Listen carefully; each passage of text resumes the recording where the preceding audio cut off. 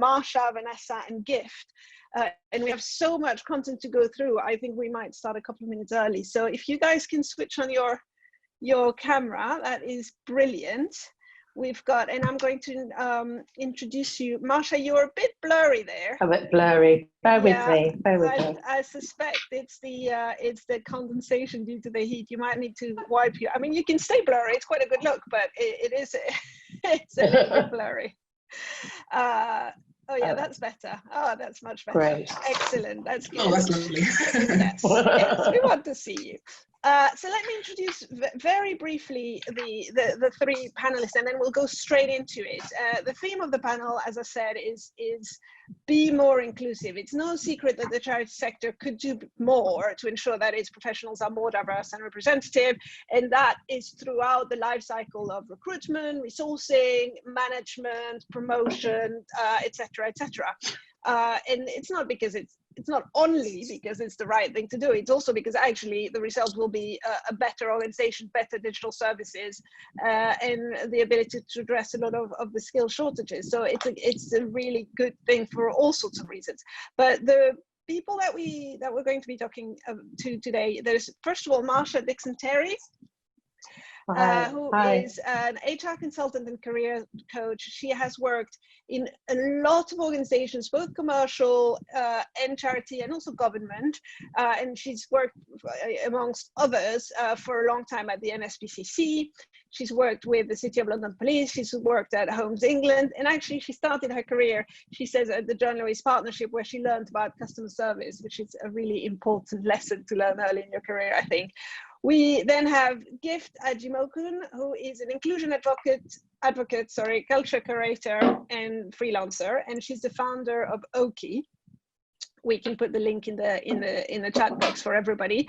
She's a fantastic, passionate and enthusiastic creative person with 3 years experience in the cultural sector, and she's also worked in human resources and in large creative organizations such as Penguin Publishing, Penguin Random House. She, when she was at Penguin, she created a successful employee network called Colorful, and she is at the moment working with Sour Lemons, which is an organization that promotes diversity in the arts and cultural sector. She can talk to us a little bit more about the work that she's been doing with Sour Lemons here. And then finally, Vanessa Johnson-Burgess is the director of Inclusing. I should have asked if it's Burgess or Burgess, but I'm going with Burgess. Is the director of inclusive recruiting. She's an HR and employment law expert. She's a CIPD fellow.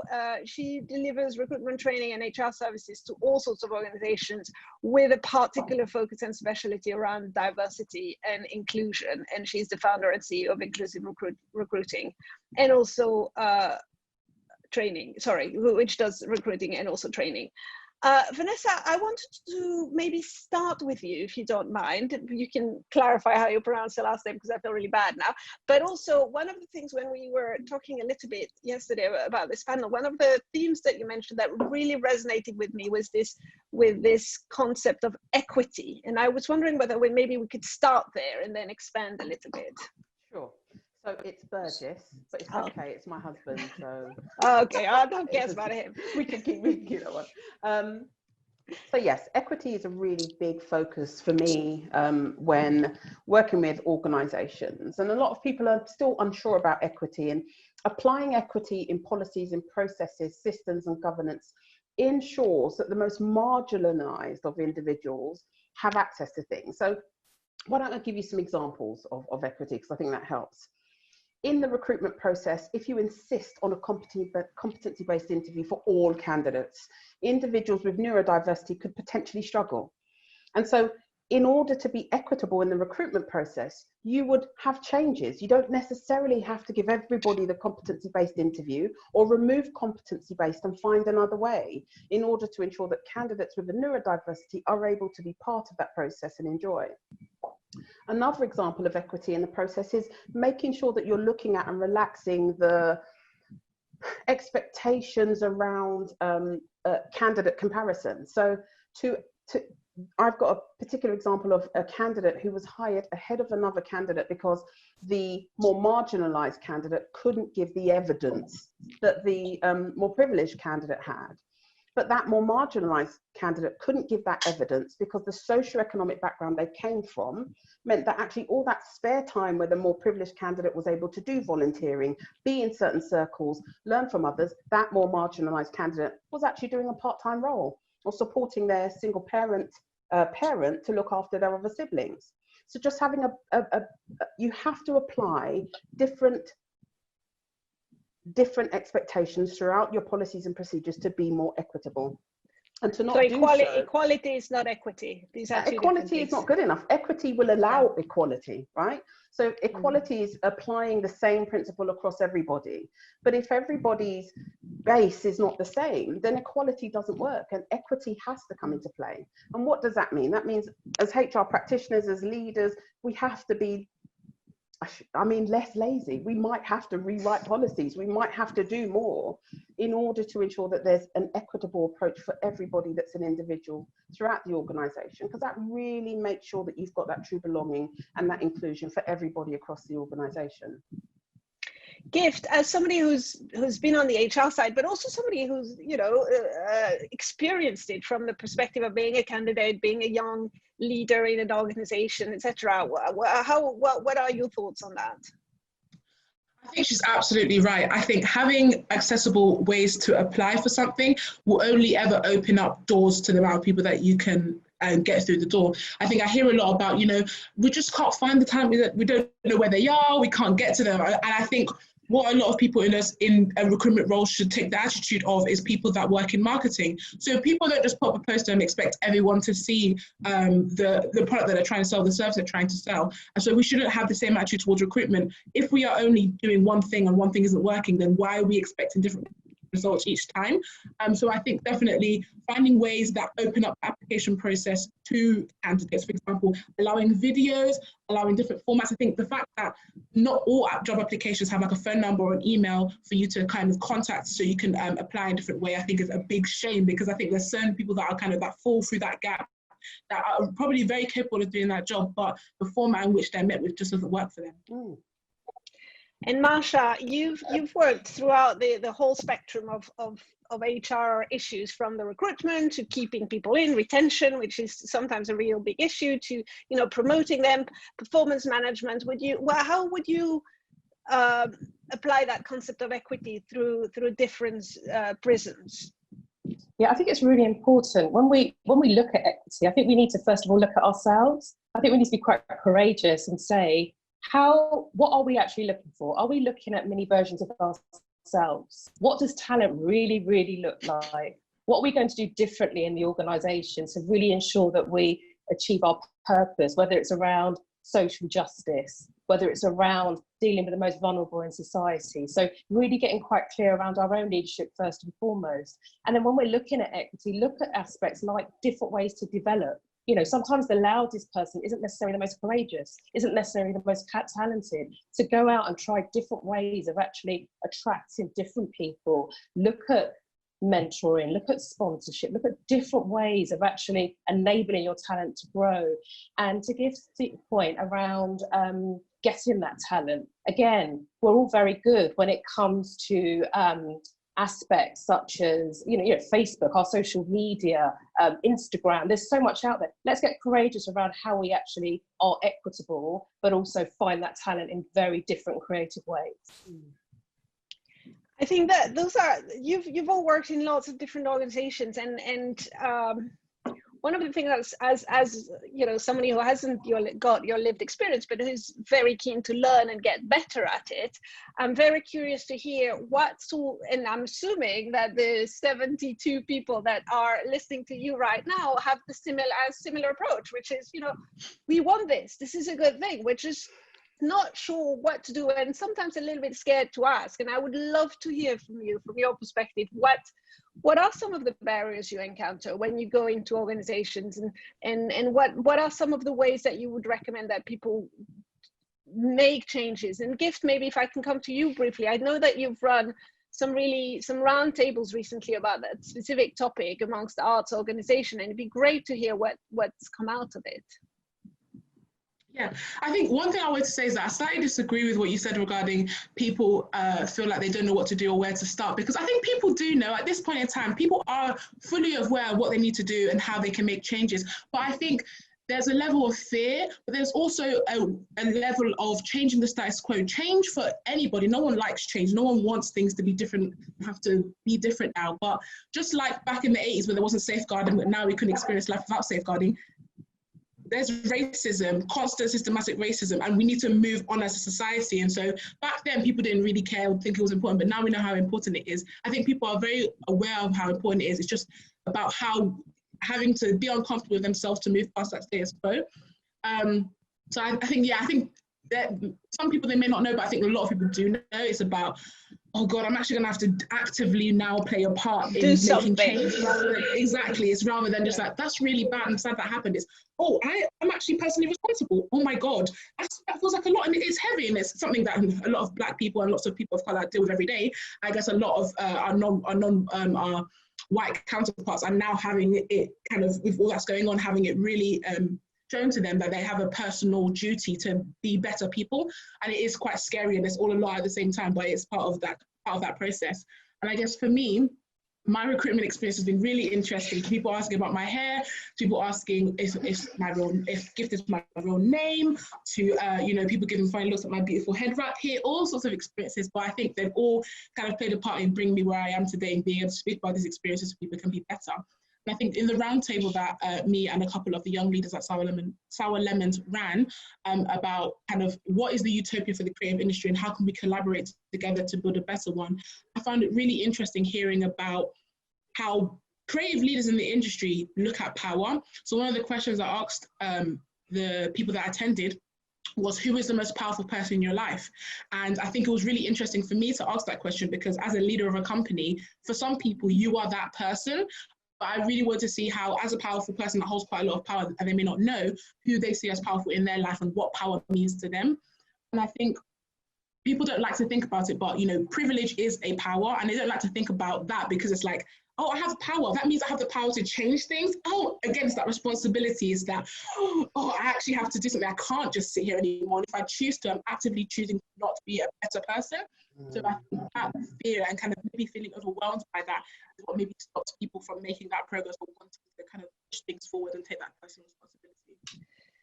And Vanessa, that was amazing. We all loved it. I think you did answer my question, but anyway, it was exactly what I wanted. So, but that leads me on to Vanessa and thinking, when organizations do get to the point where they're like, you know what, I accept that I will be uncomfortable about this, and I really do want change. And I know you've been working with a lot of those companies, Vanessa.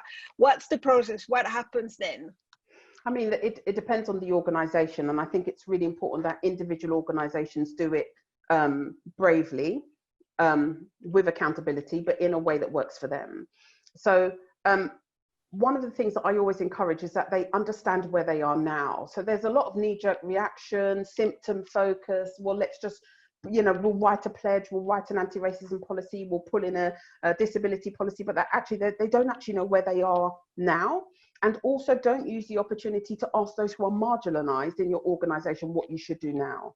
To Gifty's point, read, research, understand, speak to other fellows, speak to other individuals, speak to peers, look at what's happening in the industry. There are some exceptional organizations where you can learn from, and yes, you have to pay from it. Don't continue trauma through the employees that you have by asking them to tell you what you should do in this program that you set up.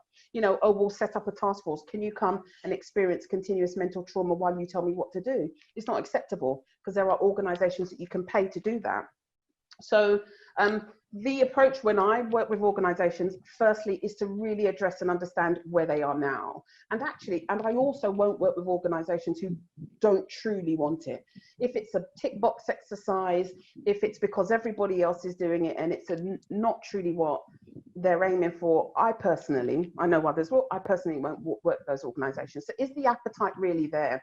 And from bottom up and top down, because if you have this huge appetite in the majority of the organization, but those who hold the power don't truly want to do it, then at some stage you're going to hit a wall where you're not really going to be able to implement real change, because normally those issues are systemic issues. You know, there's root inequities that are happening in those organizations.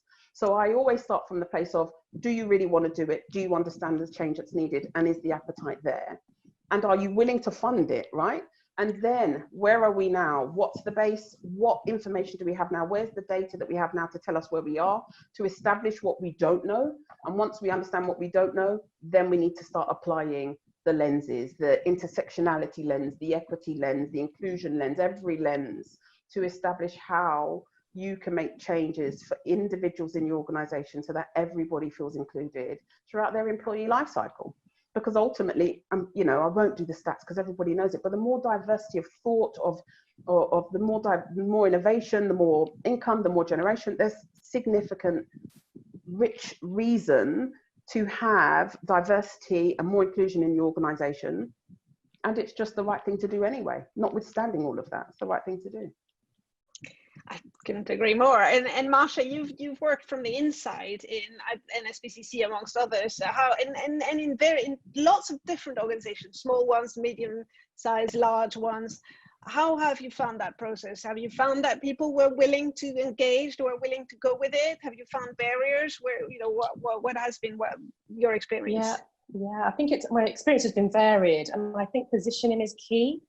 So I think that if I think about my time in some organisations, if you position diversity in a way that lands well with people so that everyone feels included, the idea of someone, I remember an example of someone saying to me, I don't need to go on an unconscious bias course, or I don't need to do diversity training because I'm not racist.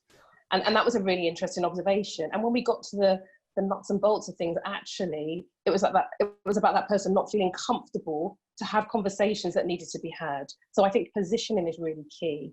I think also it's not diversity for diversity's sake, because let's be honest, we all have different views and ideas, but we get more rich ideas by sharing and talking to a range of different people. We get richness from that. We get different insights, and ultimately that helps us in our organizations, whether we're talking to donors, whether we're talking to our service users. So it's about having that richness of experience, diversity. Positioning is really key for me around the reasons why, to Vanessa's point, why do you want to engage in a particular development program or organizational initiative? And that ultimately will pay dividends in terms of what the outcomes are, and ultimately whether they have a long-lasting and sustainable legacy.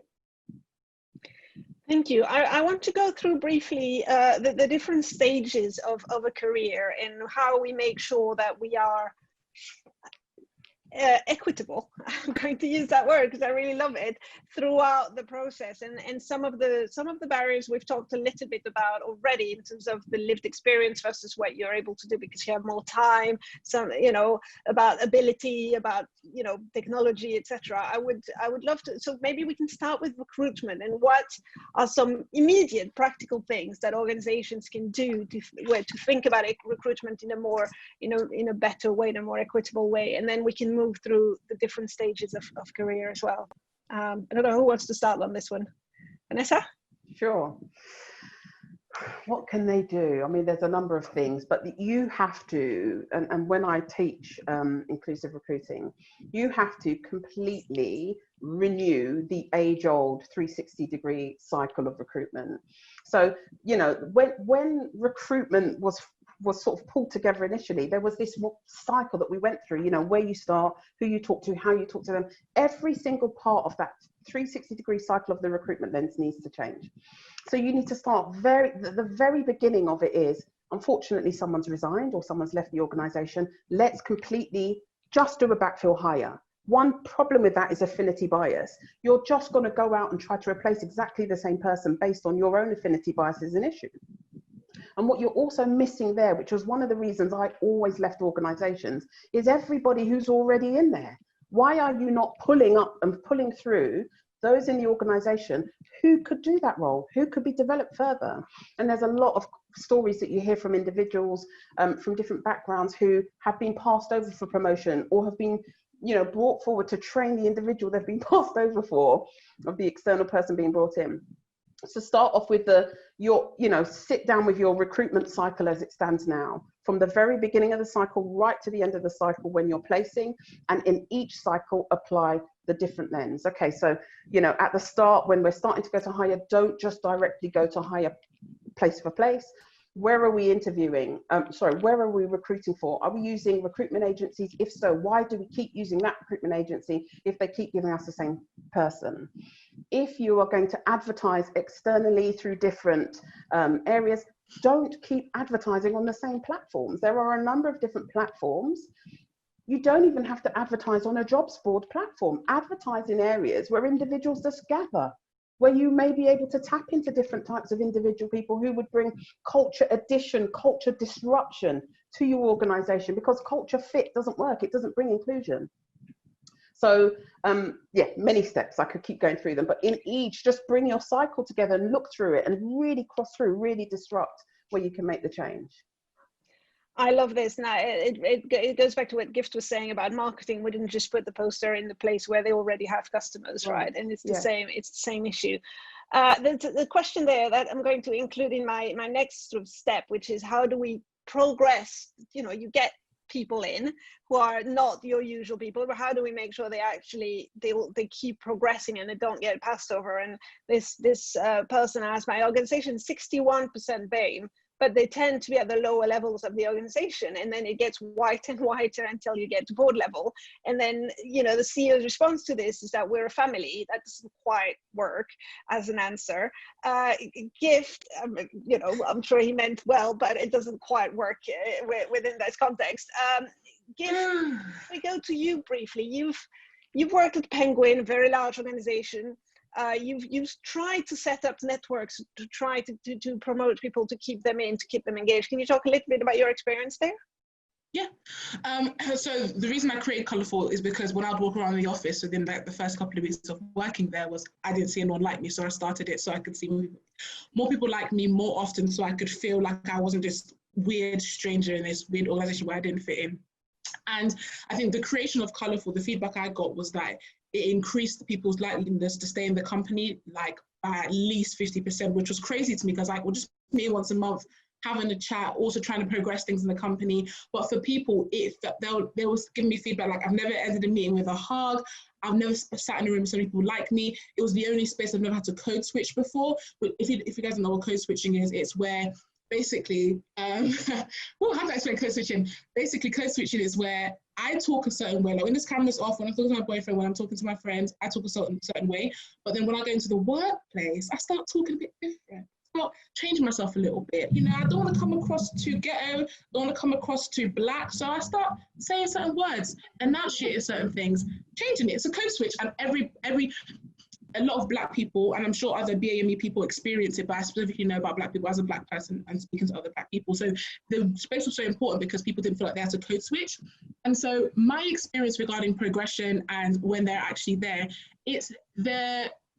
I think this might be an unpopular opinion, but I think the term "I don't see color" is one of the most dangerous things that people can do. So dangerous, because what happens then is that you are immediately, by saying that, cancelling out the humanity of the person who needs to be recognized. Not seeing color is further making that, is kind of adding to the invisibility that a lot of people of color have in organizations. And so what happens with these promotions and passing over is that they're like, I don't see color, I don't blah, blah, blah. And so by doing that, they don't understand that this person is not only good, but they are less likely to get these opportunities because of their color. And therefore I should make sure I am looking at them and trying to talk with them about how they can progress in this organization. But not seeing color means you don't actually understand all the other layers that may cause that person not to progress in the company, and therefore you ignore them. Yeah. That's back to your equality and equity diversion, right? It's that's brilliant. And Marsha, what about you? Your experience of making sure that your promotion and internal processes were as inclusive as they could be? Yeah, I think in terms of, I think what's really important I'd like to get across is that this isn't about, it's really important that, you know, people of colour are highly talented. So I just want to say that out loud. That's really, really important. So when we talk about inclusivity, it's about ensuring that our recruiters, the people who are actually on the panel, have a really have different lenses and are open and courageous themselves in terms of how they actually go about making selection decisions. So I think in terms of that development piece, it's holistic. It's from senior leaders, it's from recruiters, as well as individuals themselves. So I just want to sort of put that out there as well.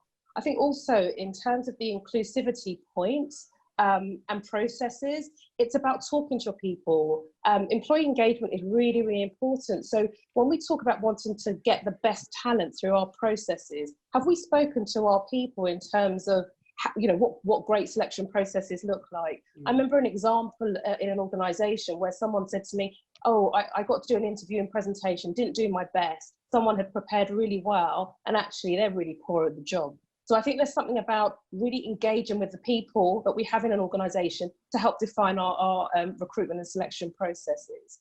I also want to add that visibility is absolutely key. We all know of examples where discussions have been had at the golf course, at wine bars, etc. So how can we ensure that visibility is key in terms of ensuring that colleagues, whether it's through sponsorship, through mentoring, through action learning sets, a whole raft of different development interventions, and to encourage, through our language, encourage different colleagues to get involved. So by getting more opportunities, it enables people to have more examples to be able to share as part of those inclusive processes that ultimately they could have helped to shape and define. Well, that's great, and a very useful reminder at the beginning that inclusivity doesn't mean lowering your standards. It just means rethinking entirely what you're doing and why you're doing it. So I think that's very, very important. We have a question there which I'd be curious to get your feedback on. It says, does the panel think HR should do more exit interviews, and whether that would be a way to find out people leave to racism? But would people say in exit interview that's why? Gift, do you want to take that one? I think what's really important about exit interviews is that it's looking at who is conducting those exit interviews. So if the people conducting the exit interviews don't, or even just regular interviews, don't look like the talent that you want to attract, there may be a gap there in how people feel when it comes to trust, when it feels to being themselves, and it feels being able to open up. I think exit interviews, if in an ideal world, would be fantastic, because there would be a safe and open space where you could have that dialogue and people could share some of their experiences. But I think at an exit interview wouldn't be the place where you would share racism being the reason you would leave, because in an organization that is in the perfect scenario, these types of issues would have been raised a long time ago and dealt with, not to the point where the person felt like they had to leave as a result. And so I think if only at that point, at exit interview, that people are explaining that racism, ableist behavior, homophobia, anything like that is one of the reasons that they're leaving, the organization has already failed, in my opinion. Yes. Vanessa, and what are some of the systems that you can put in place in your experience to create those safe spaces before people leave, so that these issues, if they exist, can be raised and can be managed? I think there's a number of things that you can put in place. What's most important and what's most effective is ensuring that your leaders, line managers, hiring managers, those responsible for team members' development progressions, are trained enough, know enough, inclusive enough in their own personal behaviours to be able to spot and establish when there is somebody in their organisation with discomfort. To Gifty's point, if someone's exited the organisation because of failure around discrimination, then there's already been failings made. And it's our responsibility as leaders to identify and establish when there's a potential issue and pull that through. Most individuals who are facing some form of discrimination in their organisation won't speak out about it because of fear of how it will impact on their progression, how it will impact on the relationship with the leader, and the true fact that some people are just tired. I've had a number of cases of discrimination against me in organisation, and I humbly state that I know that I was always good at what I did, but I was tired. I was so tired of seeing the same thing. So process in place, make sure your leaders, line managers, hiring managers are trained and understand it and see it. And also make sure that people know the true understanding of allyship, because if that line manager refuses to see it, somebody else should and can see it and can pull it out. It doesn't just take the person who's being discriminated against to claim discrimination. So encourage allyship, encourage bravery, give them the opportunity, no matter who they are, to call it out and to stamp it out. I think it's important that you have focus groups, surveys, safe spaces, one-on-one spaces. Again, invest, put the money behind it, and use somebody external if you must, to ensure that your team members know that they have safety to be able to speak vulnerably about something. I have conducted exit interviews where individuals have disclosed an act of racism that they felt and was a contributing factor to why they left the organization. And what's really sad about it is, of all of the exit interviews that I've conducted where someone has told me about racism they faced, they quickly follow it up with, I don't want to take it any further because I've moved on. You know, they've got a new organization, but I'd like the organization to learn from it. You know, so they're still trying to hand back in that exit. So there is a lot to be unpicked internally whilst your employees are there, giving them the safe space, training your line managers and hiring managers, making sure there's allyship, and I think most importantly, take action. If somebody is displaying those types of inappropriate behaviors, if you hit you have to take action in that organization to show that you are, you know, focused on anti-racism and making sure that it doesn't happen, you know, anti-anyism, to ensure that everybody is able to feel, you know, feel included and belong. Yes, and we have a few comments. We have Emma Smith, who said she's the only disabled.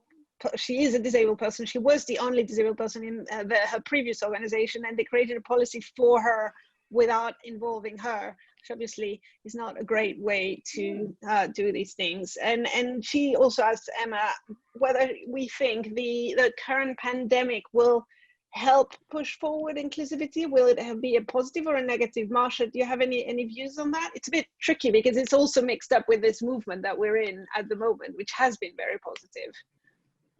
I think that's a really good question. And from my own perspective, I think that actually it will create more inclusion. You know, the number of examples where managers have said that their team members cannot work from home, that they can't work flexibly, that it wouldn't work. The business benefits are clear. If you work according to individuals, their needs, you get more from individuals. And I think over these last 14 or 15 weeks, we've seen that in bucket loads. So from my perspective, absolutely. I think also you get more from your people. And interestingly, you get more open conversations. It's been interesting. I've been on conference calls and my children have walked past. And I think pre-COVID, the idea, I would have been horrified. But you know, we're in an environment where actually that's life at the moment. So it's about embracing change in a different way. It's about being more understanding. It's about showing more self-care. So I think all those things are important as part of being more inclusive. Gift and Vanessa, do you have any other views on that? Is it going to help or not have much impact? I remember at the start of the pandemic, a lot of places, or that I was aware of, that kind of friends were telling me about, were saying that they were like taking away the focus from D&I to focus on the pandemic. I thought it was a really weird and interesting move. But I think inclusion will only be thought of and will help the recovery of COVID-19 if organizations actively want to do that. So when they are building this new company, this new future, this new normal, if they don't think about doing that in an inclusive way, they won't just do it naturally. They have to actively say, as we are building this, how are we making sure each bit of the building blocks we're putting in place are inclusive so that the new normal works for everyone? Because the old normal, I guess, wasn't working for everyone. Vanessa, do you agree? I love that. I love the idea of a new normal that works for everyone. I think I have two views on whether the pandemic helps inclusion. One of them is that, well, I hope it does. And I think Marsha makes really good points, you know, where you've had flexible working requests beforehand and everyone's saying, no, they can't work part-time, it's not possible. All of a sudden, everybody can work flexibly, so that's great. But actually, I think inclusion, the pandemic perhaps helps inclusion because there's been individuals who are leading teams and leading individual employees with such different experiences of the pandemic are truly seeing inclusion play out in their eyes, right? They are seeing the difference in the employees that they have and seeing how it's impacting on them individually, one by one. So it's so different when you're sat at a desk and someone calls in and says, I can't come in, when you're actually watching it unfold behind them. when you can see that they have individuals who are, you know, unfortunately going into hospital or unaware, and you can see that they are the sole carer, sole responsible provider for that family, it hopefully allows individuals who don't have lenses into those, you know, into other homes, into other, you know, other people. It gives them a lens, I think, that helps to improve inclusion. And I also think that inclusion hopefully improves because individuals in organizations who you would normally deem as untouchable, right? So, you know, I work with many organizations where you've got a CEO who's really active and who wants to be really involved with the team, but the team members will never, you know, reach out to that CEO because he's just too many steps of hierarchy away. Having a view and a vision into that individual's, like literally their lounge, their life, hopefully, you know, closes that hierarchical power distance a little. I think we see a reduction in the hierarchy power distance felt as we've gone through the pandemic, and that will help, I hope, with inclusion for both, for individuals experiencing it both ways. You know, hopefully it will make the employees who are subordinates to individuals feel more brave about challenging and speaking out because the person seems closer to them in that power hierarchy. And then it will make those who are more senior realize that actually the individuals that they're dealing with have got very true and real experiences, lived experience that they will never experience, and that they should work in a different way with them. So I hope so, but well, okay, we'll have to be vigilant. yes. A few great comments and questions just coming through. Teddy saying, as part of a DPO, not sure what a DPO is, but you might know. It's amazing how many companies have employed people who they said previously they couldn't make reasonable changes to employ. So that's to your point of actually now suddenly it's possible. So brilliant, that's really great. There's this question from Zara about how, I guess, she says, do you think it's a problem when organizations get their motivation to change based on business figures only, and they don't care about inclusion because it doesn't affect the bottom line? Now, I guess the sort of wider question there is, how can we make sure that these commitments are measured and reported on in the way that, you know, for gender, the gender pay gap suddenly became something that people had to report on, and that actually triggered changes in organizations that didn't really think they needed to do anything about it. Love to hear your thoughts on that, and whether there are certain things that we can do to make these changes more visible and more rewarded when they happen. Mm-hmm. Anybody wants to speak on that? Marsha, any thoughts? Yeah, I suppose one of the key things from my perspective is around ensuring that you've got sponsorship at a very senior level to be able to drive initiatives, to be able to drive change forward. Change is important at all levels in an organisation, but if you don't have senior leaders providing that, then often, you know, that change won't be sustainable. So I think that's really, really important. I've seen some really good initiatives that have been started, but they very soon they stop because that enthusiasm, that drive, that recognition just isn't there. So I do think that's really important. I also think information is power, but power also needs action. So it's about that sustainable, regular action on an ongoing basis. How are we doing? What does success look like? Be really clear on your success criteria. What does success look like? How are we going to be inclusive in the way that we actually measure success? Who are we reporting our success to? Figures is one thing, but employee retention is another. Employee morale is another. These are all important business benefits. So the idea of only focusing on costs, actually, in terms of a performance of a company, of an organisation, I think that's a very limited lens in which to look at business success. I'd like to add to that.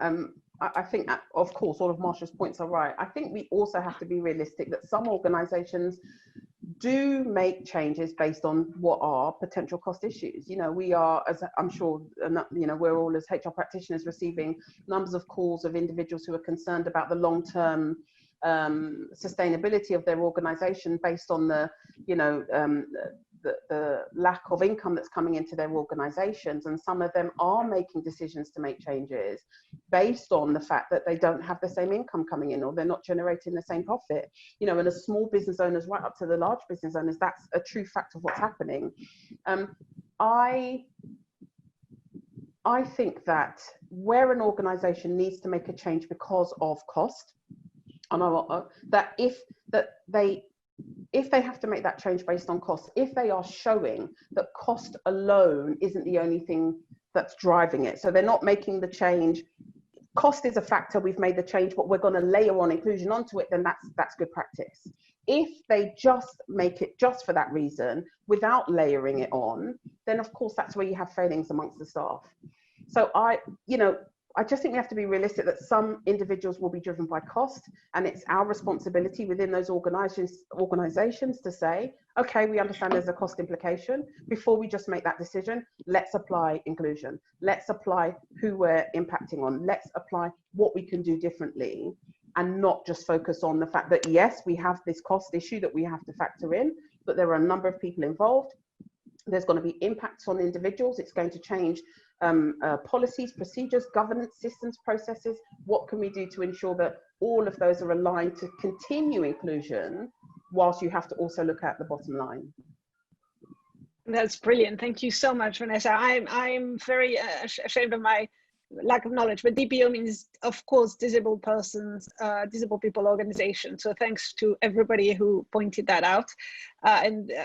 A comment here that a great DPO is Inclusion Scotland, if you're up in Scotland, which I know some of our attendees are.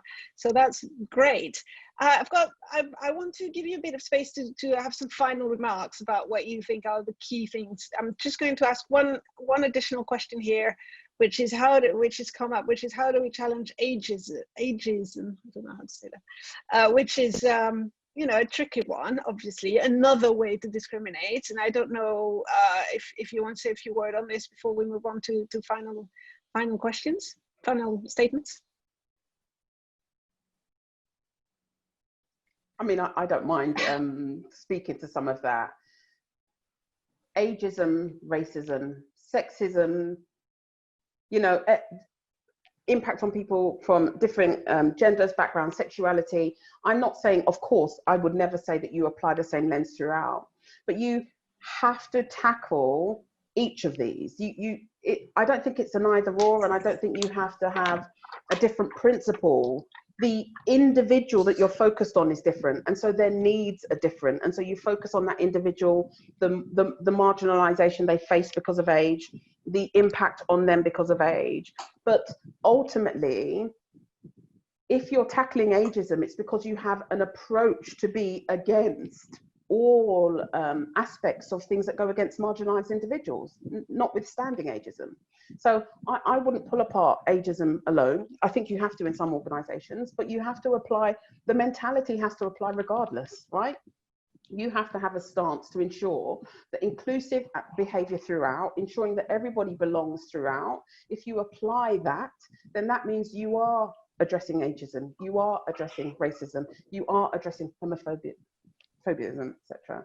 So you have to apply that lens from the very beginning, and then tackle the nuances that are really important when you're, driving deep into specific areas, just specific oppressions.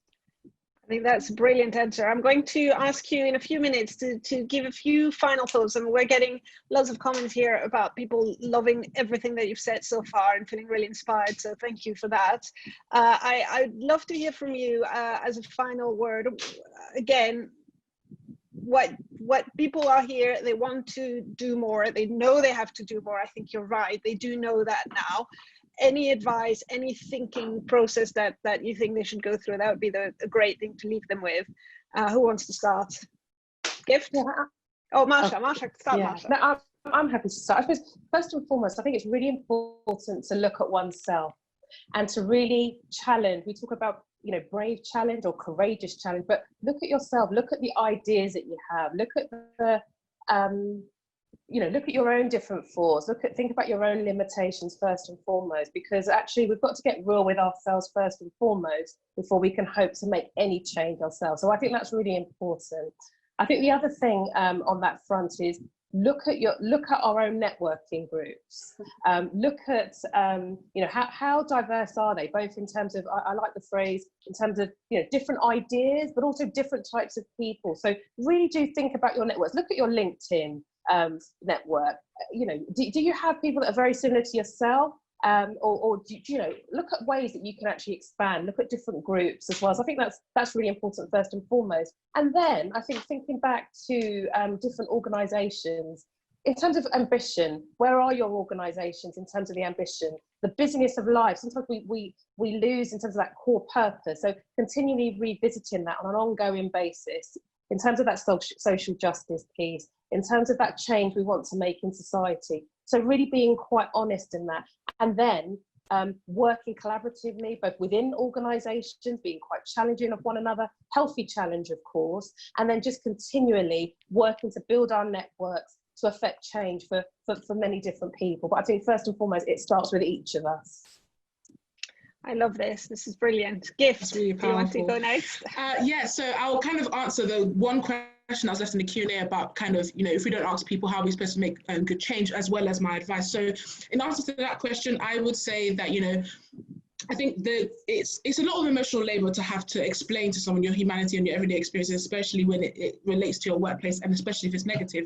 So I think what we say, what I mean basically when I say don't just ask people for that free emotional labor is to work with organizations, like consultants, like I'm sure all three of us are, but also if you want like agency organizations or diversity inclusion, so that they can give you the information, the starting point and basis of knowledge that you can build on, and then they can also tell you and educate you and give you advice on how to approach individuals in the workplace that you'd like their opinion on.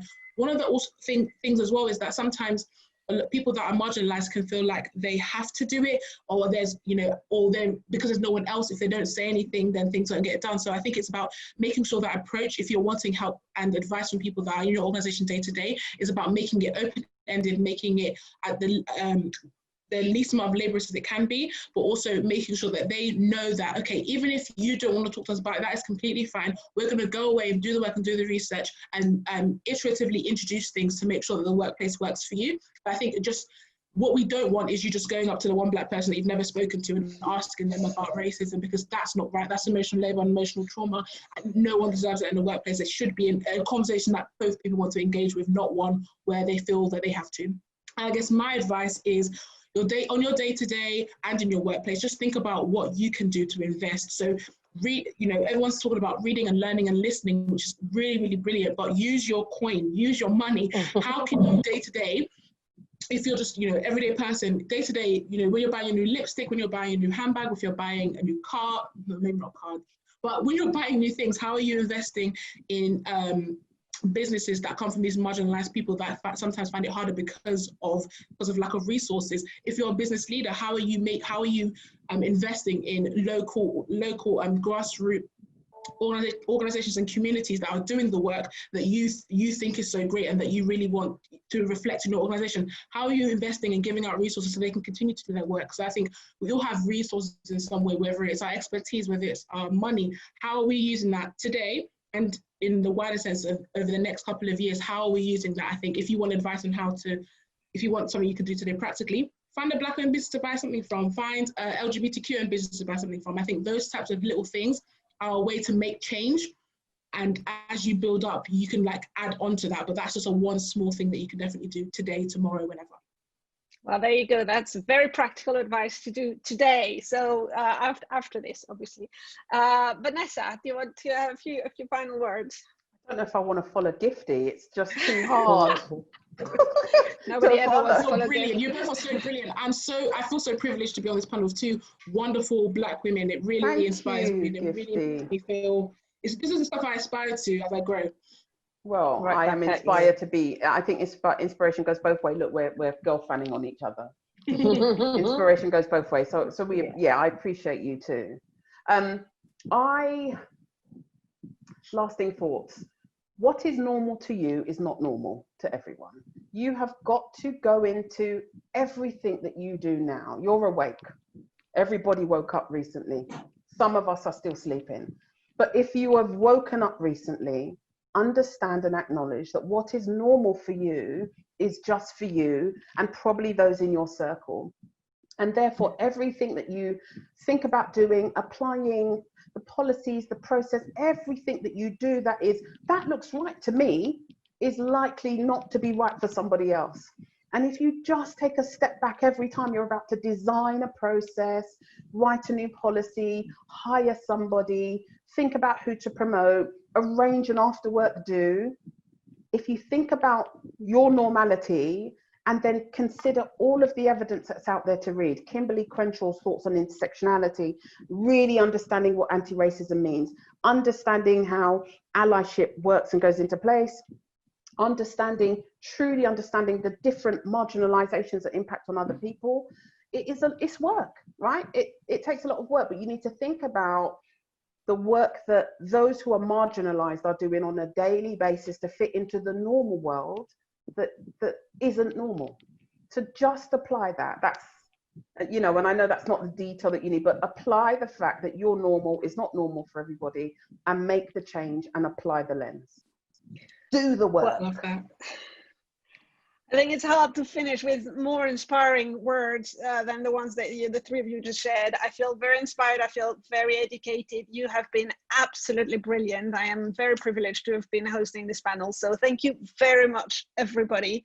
Thank you to our attendees for all their brilliant questions and comments, which have been really helpful and made my job easier because I didn't have to come up with questions, although I did have some very important ones. You are all brilliant. We are now signing off. This is the end of the formal part of the day, and I couldn't have hoped to finish better than with this panel.